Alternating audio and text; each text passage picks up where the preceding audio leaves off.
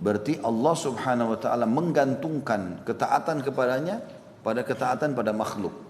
Ini ada hukum sendiri ya. Seperti contoh kasus, kita bakti sama orang tua kita. Ibu-ibu sekarang bakti atau patuh sama suaminya. Anak-anak pada orang tua tadi saya bilang. Nah ini teman-teman harus kita fahami poin penting. Ini sebenarnya masalahnya sensitif sekali untuk membedakannya. Antara kita bakti sama orang tua karena kita merasa anak, dengan kita bakti sama orang tua karena merasa ini tanggung jawab dan perintah dari Allah.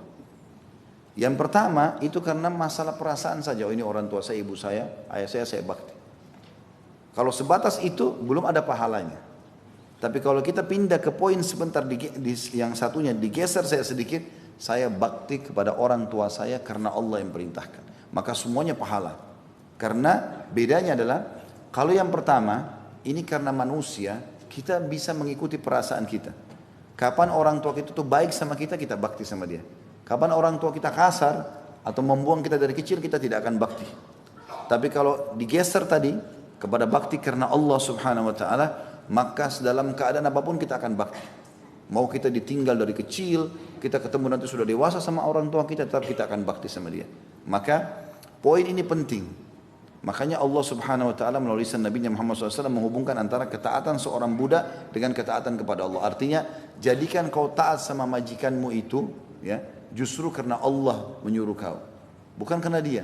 Sehingga kalau majikan kita tidak baik, maka kita benci dia. Kalau dia baik, maka kita baru senang. Enggak. Hukumnya adalah hukum dari Allah SWT. Allah suruh tetap kita bakti. Begitu juga dengan istri pada suaminya. Bukan dia lihat suaminya, tapi dia lihat perintah Allah di situ.